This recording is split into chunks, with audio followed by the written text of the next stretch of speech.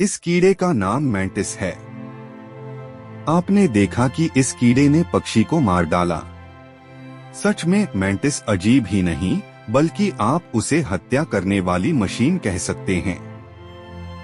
वे अपनी प्रजाति के प्रतिनिधियों को ही नहीं, बल्कि पक्षियों और सांपों को भी मार सकते हैं। यहाँ तक कि वे एक बिल्ली से भी लड़ सकते हैं। लेकिन क्या है जो मैंटिस को इतना निडर, आक्रामक और खूनी बनाता है? चलिए इसे जानने की कोशिश करते हैं। आमतौर पर खाद्य श्रृंखला तार्किक और समझने योग्य होती है। बिल्लियां शिकार करती हैं, जैसे चूहे, छिपकलियां कीड़े खाती हैं। लेकिन मैंटिस का मामला अलग है। इसका बचाव हमला करना है। इस छिपकली को देखें, अगर कोई चीज किसी पर हमला करे तो कोई भी चौंक जाएगा। और इनका हमला तेज गति से होता है। मैंटिस आगे के पैर छिपकली के सिर को दबाते हैं, उसे जबड़े बंद नहीं करने देते। और बस इतना ही मैंटिस को लगता है कि यह काफी है। यह शिकार को जिंदा खाना शुरू कर सकता है। लेकिन शिकार के भाग जाने के बाद भी यह खुद को बचा सकता।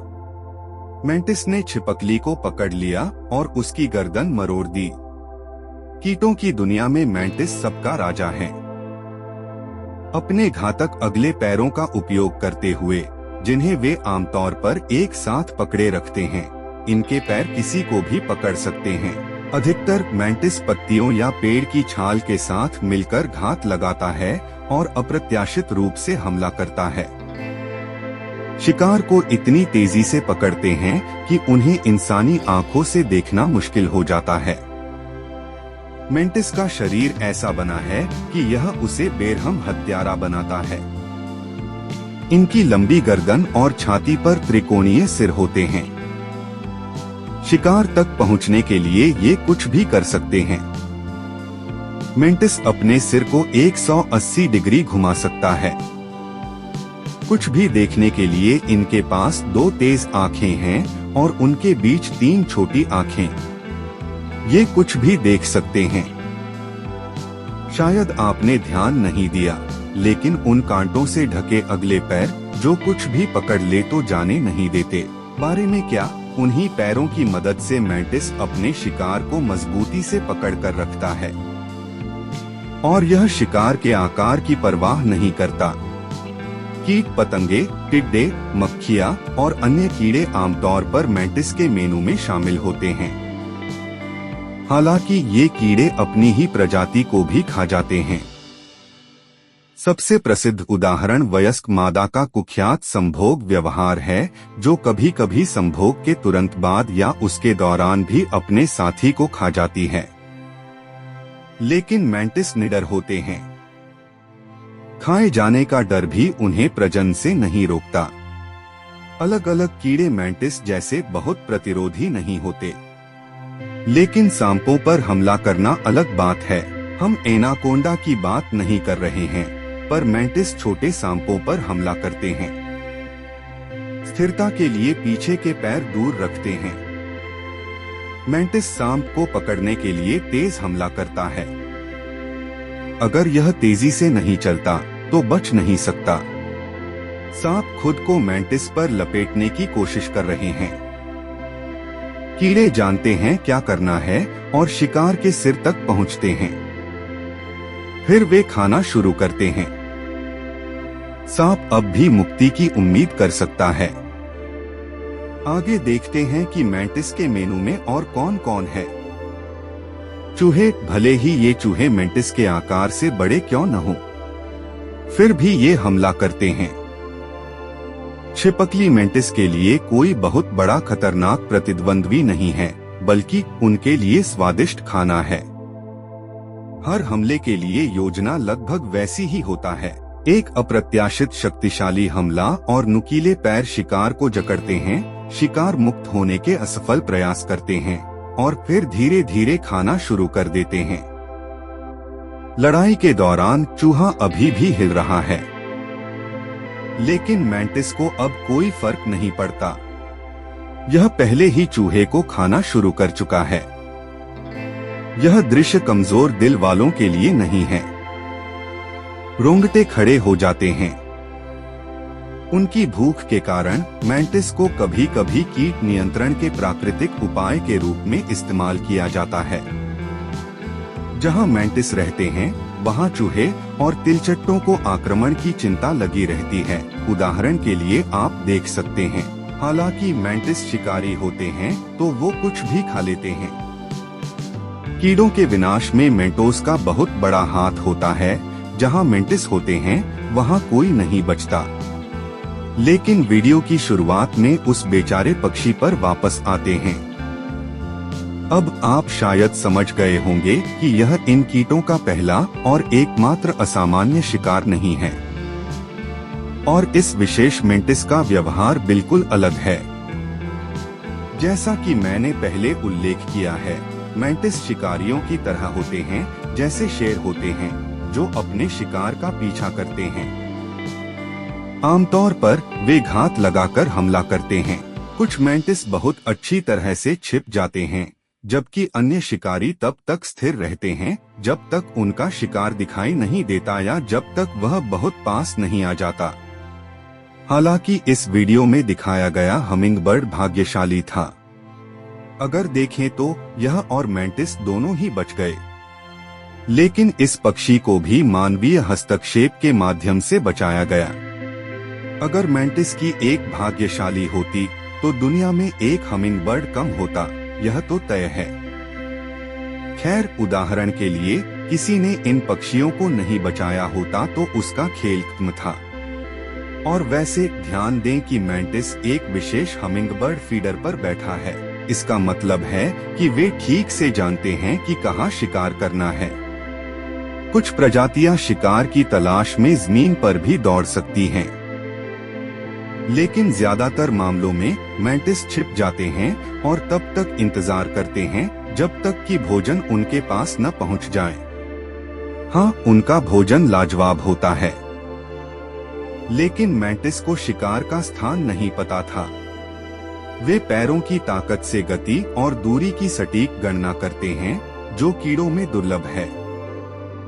वैज्ञानिक मानते थे कि मेंटिस एक ही पैटर्न पर चलता है, जैसे घूमने वाला खिलौना।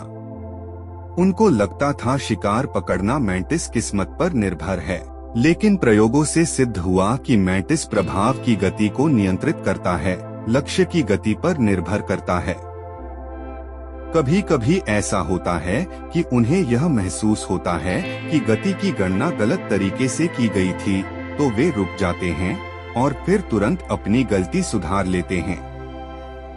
मैं यह कहना चाहता हूं कि अगर यह धीमी गति का कारण नहीं होता तो हम इसके बारे में कभी नहीं जान पाते। इसकी हरकतों पर ध्यान रखने की कोशिश करें। आप जानते हैं, जितना अधिक मैं मेंटिस के बारे में सीखता हूं, उतना ही मुझे लगता है कि वे सार्वभौमिक शिकारी हैं। बहुत छोटा, लेकिन फिर भी सार्वभौमिक। यहाँ एक मेंटिस मछली पकड़ रहा है। बेचारा मछली विरोध भी नहीं कर सकता। ये क्या हो रहा है? सच पूछो तो कीड़ों को मछली नहीं खानी चाहिए। अब बताओ, यहाँ एक मेंटिस मेंढक को खा रहा है। बाहर निकलने की कोशिशों के बावजूद मेंढक सोचता है कि कीड़े उभयचरों को नहीं खाते, पर मेंटिस को परवाह नहीं। यह भूखा है जैसे हनी बेजर। क्या आपको कुंग फू पांडा का मेंटिस याद है? पटकथा लेखकों ने जानबूझकर एक ऐसा नायक चुना था। मेंटिस चीनी मार्शल आर्ट के दो अलग अलग रूपों के लिए प्रेरणा का स्रोत थे।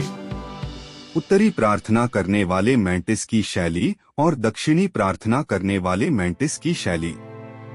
ये दोनों शैलियां स्वतंत्र रूप से विकसित हुईं और अलग अलग दिखती भी थीं। लेकिन अगर ये कीड़े केवल हमला करना जानते तो मार्शल आर्ट बनाने के लिए मेंटिस का उल्लेख नहीं होता। उन्हें बचाव की भी समझ होती है। अगर शिकारी पास आता है तो मेंटिस अपने आगे के पैरों और पंखों को फैला देता है ताकि बड़ा दिख सके। कुछ प्रजातियों में एक्सोस्केलेटन पर पैटर्न होते हैं ताकि दुश्मनों को डराया जा सके। अगर डराने की रणनीति न चले तो मेंटिस अपने पैरों से शिकारी को मार या दबा सकता है। यह काट भी सकता है। इसके जबड़े छोटे होते हैं, पर कई दुश्मनों को चोट पहुंचाने के लिए तेज होते हैं। इसके अलावा मेंटिस फुफकारने की आवाज निकालना भी जानता है। पेट की वायुमार्ग से हवा को बाहर धकेलता है और इससे कोई फर्क नहीं पड़ता कि उसके सामने किस तरह का दुश्मन है, चाहे वह एक पक्षी हो जो दोपहर का भोजन करने जा रहा है या एक बहुत ही जिज्ञासु बिल्ली। मेंटिस किसी से भी नहीं डरता। और फिर मैंने सोचा, क्या कोई इतना छोटा और शांत हो सकता है? अजीब बात है। हाँ, मेंटिस का एक पानी के नीचे का भाई भी है। यह एक मेंटिस झींगा है। ठीक है, यह जीव बड़ा है। इसकी लंबाई 30 सेमी तक हो सकती है, लेकिन यह उतना ही निडर है। इसका नाम मेंटिस श्रिम्प नाम है क्योंकि यह दुश्मन या शिकार पर अचानक हमला कर सकता है। कहा जाता है कि यह झींगा स्थलीय जीव से 50 गुना तेजी से वार करता है। इसका दुर्जेय हथियार है अंगों के जबड़े की दूसरी जोड़ी, जो कांटों से ढकी और उस तरह की तरह तीखी होती है। वे शरीर में छेद करते हैं जब तक शिकार रुक नहीं जाता।